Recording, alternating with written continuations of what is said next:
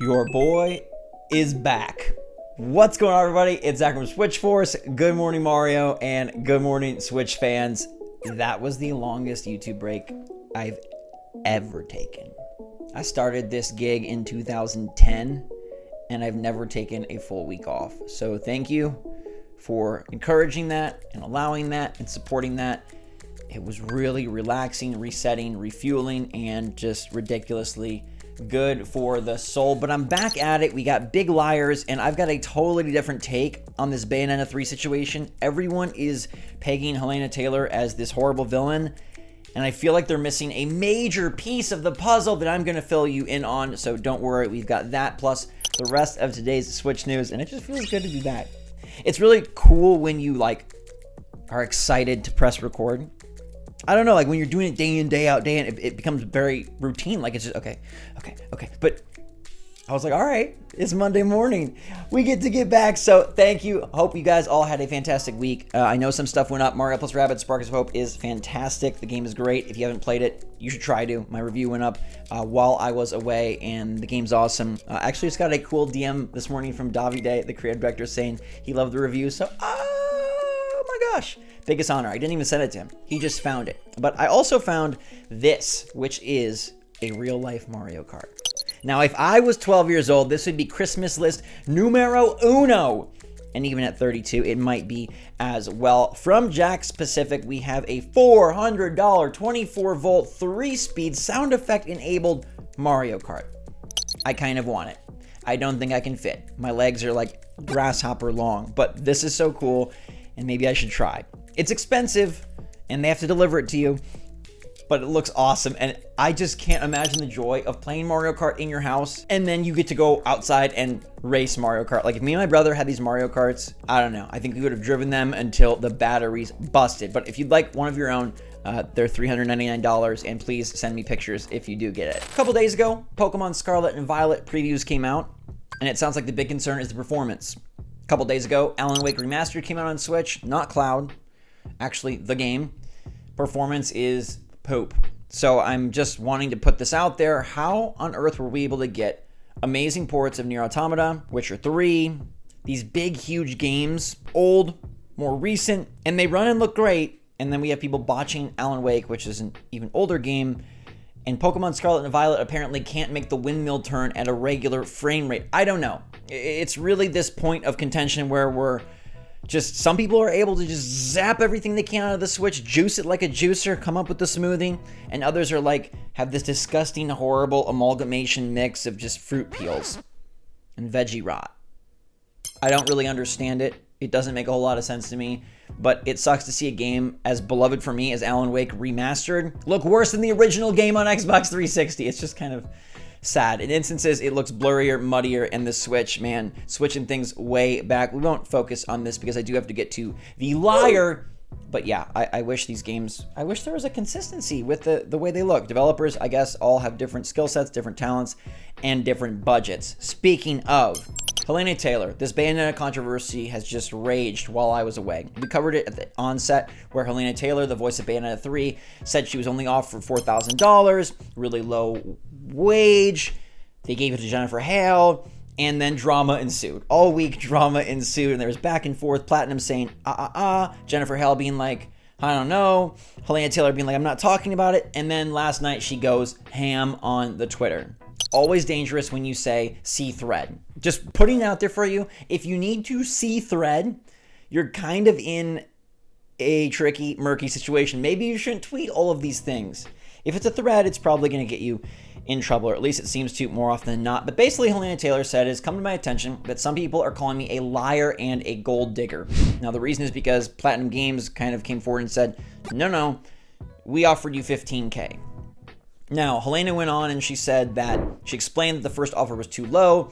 It was $10,000. Then they offered her $5,000 more for $15,000. All right, so as a way of bringing up your complaint, as talking about it, I want to just say that lying is the worst possible thing you could do. And this instantly trashes her credibility and ruins the story for Miss Taylor. She said it was $4,000, which it turns out was the offer for a few lines to just get her voice in there as sort of like a fan servicey moment for the trequel. She really was offered 10K, came to them and said, hey, this doesn't feel right, and they offered her 15K.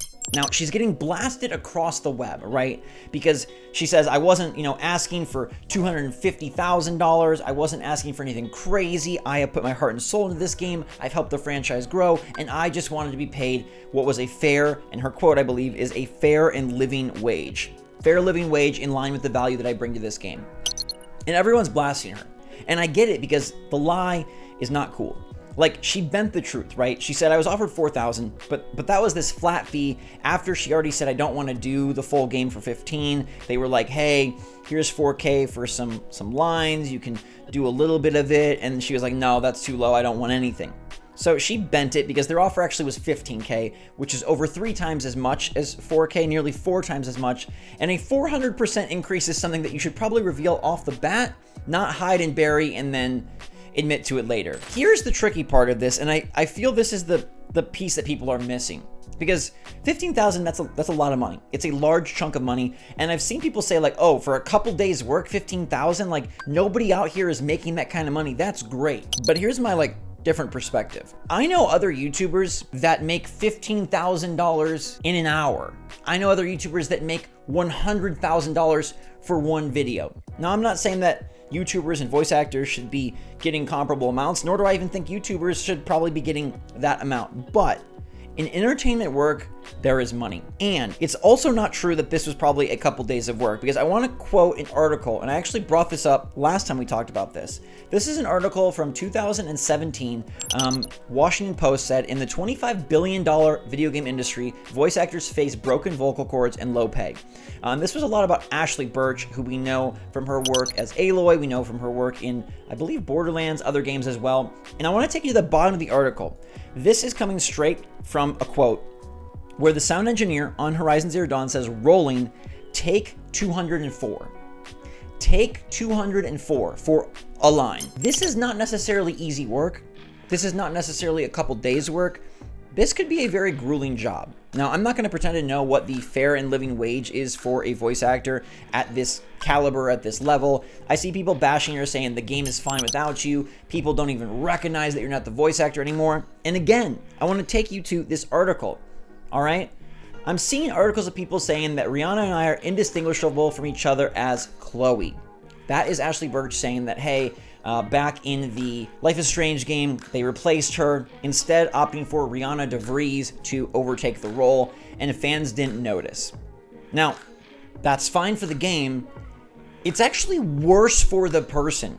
It doesn't mean that their value is any less. It just means, to me, that the voice actor role is even harder to get what you're worth, because they can just flip the switch and say, bye, we have someone that sounds alike. That is really rough, and that puts voice actors in a very difficult position where, hey, you could be replaced by someone else we pick off the street that's willing to take a flyer on a lower wage.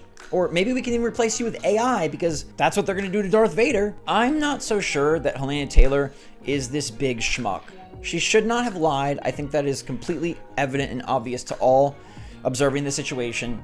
But the taxing nature of this work, take 204, swollen vocal cords, all sorts of throat injuries and issues like that, the caliber of the game, and the fact that these people can't do, this kind of work is project-based work. They're not voice acting every single day, right? It's not like she goes from Bayonetta, and then she's, Babs Bunny, and then all of a sudden she's over here voicing someone for the League of Legends anime.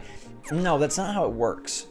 This is project-based work, and project-based work always has a higher pay than a daily wage. The amount you're going to get working, at Whole Foods obviously is going to be very different than a project-based, talent-based entertainment industry. And I feel like people are kind of glossing over that. I'm not here to defend Helena Taylor. I'm just presenting a different perspective, which is that people get paid gross amounts of money for far less work, far easier work, showing up on camera. And I know this from being in the YouTube scene for 13 years, that there are people out there that are making a couple $100,000 a video, and they may just phone it in. They may not, they may put a ton of effort into it, but they may just phone it in. And even though her initial offer was 3.5 times higher than she initially stated, I'm not so sure that that still is a great offer. Think about people that work project-based, realtors, things like that. You're trying to get as much as you can out of your project, your big project, especially your focal role. Bayonetta is her focal piece. And I've seen people say, like, you're not that important, you're just Bayonetta. But, like, that's kind of the crux of this whole argument. It's the same thing that Ashley Birch was talking about in that article. You're just Chloe, we can replace you. I don't think that we should be blasting and bashing Helena as much as we are. Everyone's saying, like, the boycott's over, you're so low, you're such a screwball, you messed up, I'm buying 5 copies now, ha ha ha. I think we're missing the mark. I could be wrong, but I do feel like that still isn't a ton. And I do feel like for a game, whatever you want to argue, however many millions of copies this will or will not sell, this is a big game. This is a big project. There are probably a lot of voice lines in that game, especially given the fast-paced, heavy combat nature. I'd imagine there's quite a few. And judging based on Horizon with 204 takes for one dang line, this could have been a project that lasted and lasted and lasted. And the small amount I know directly, and I've seen with my own eyes about game development, the things you think may take, like, real quick, take a very long time. And so I'm sad that this situation has turned into the situation it is. It just seems bad all around. It's bad for Platinum. It's bad for Helena Taylor. It's bad for Jennifer Hale. You have this back and forth now where she probably feels a little bad, but she also did the best job she could. Now maybe she's wondering about the amount she got. I don't know. Maybe she should have done something more along this Washington Post article where she brought a story and they were able to sort of corroborate beforehand, get the facts straight, talk to like a journalist, maybe get some insights from other developers, other comparable costs. You could paint a much more well-rounded picture. And I'm not saying that, oh, if she was unfairly paid, she should have had to jump through hoops. No, I'm just saying the internet is a messy place. Cancel culture is as real as it can be. And frankly, personally, the type of person I am, I hope that this does not run her out of the business. I hope that she is able to find work. You got to remember there's a human behind these tweets. There's a person that really thought they had a good job and was trying to capitalize on their previous success and build upon it. She talks about how she got much less for Bayonetta 1 and still did the project. I think it was like $4,000 or $3,000 or something like that, and still did the entire game. And if it feels like an unfair wage, if it feels like they're taking advantage, I would hope you would stand up for yourself as well. And we cannot dismiss it just because we think, oh, sitting there and talking to a microphone is so dang easy. So much vocal damage potential, intensity, being in the booth, 204 takes. Just think about it. I think people are a little bit rash to jump on the bandwagon of like, pitchforks, Helena Taylor, Bayonetta 3, go play it, go buy it. I don't have any boycott issue. I'm excited for the game. I think it's gonna be great. It's out in a couple days. Kind of off schedule here with my week off, but it's not a good situation. But I want to know what you think. Let me know if my perspective maybe moves your perspective, or if nope, I'm wrong and you think like she should be blasted, she lied, end of story. Again, lie's not great. It's completely unnecessary, uncalled for, and wrong. I get what she was trying to do, still not a smart move, but I don't think that she's completely in the wrong here, nor do I think she should be canceled or ran out of town. So let me know what you think. We're back on the GMM train. Sorry, the show has never taken an extended break like that. It's a little weird. We're like picking back up in the middle. It feels like, I don't know, this must be what it's like when a show isn't sure if it's going to renew. They're like, are we off the air? Thankfully, I knew it was going to renew because I'm the boss of the show. So I get to decide it's going to renew. But hopefully y'all doing well. We'll have a lot of fun coming back at you, refreshed and ready to go. Thank you so much for standing by me always. Appreciate all of you. Love you lots. Stay safe, stay healthy, stay happy, stay positive out there. And until next time, thanks again. SwitchForce out.